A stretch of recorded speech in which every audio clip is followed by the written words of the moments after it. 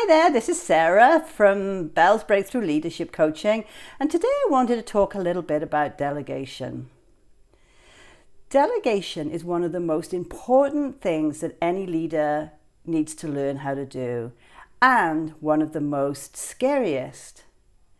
Most of us got promoted to our leadership positions because we really know how to do things and we know how to do things well. And so that's what gets us promoted to a leadership role. And now we're in the position where we're now responsible for getting our results through other people. And this means we need to step back a little bit and allow others to take over. Now, speaking from personal experience, one of the things that I found very difficult to hand over in my career as a dialysis nurse was the cannulation of a patient and putting a needle in a patient's arm. And this is a critical part of their treatment because this is how we treated the patients. This is how we cleaned their blood. And if this particular skill went wrong, a patient may not get their treatment for the day. And so I was exceptionally good at cannulating. This was something I was proud of. And this was something that I really didn't want to hand over to somebody else out of fear that this person wouldn't get it right. Something would go wrong, the patient would get harmed. And so I would start making up excuses in my mind. Well, I'll teach them another day. Today is too busy. If it goes wrong, not this particular patient, I'll find another patient, a more stable patient. And all of these things were just excuses that I was making up in my mind so that I wouldn't have to hand this particular skill over to somebody else because I was afraid. I was afraid it would go wrong. I was afraid that if it did go wrong, all of the work that would be involved in correcting it after. And it started to feel like, you know what, it's just easier to do this myself than it is to teach somebody else to do it.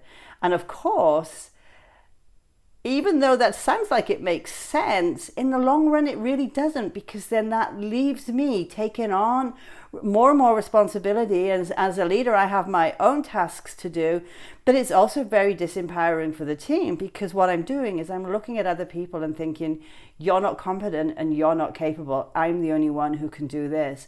And this is not true. Everybody is competent, everybody is capable. Now, it may take time to hand over a responsibility fully, and we may need to hand it over in chunks and in little baby steps to make sure that somebody is learning the task or the skill that's being delegated to them. But there is no time like the present to start.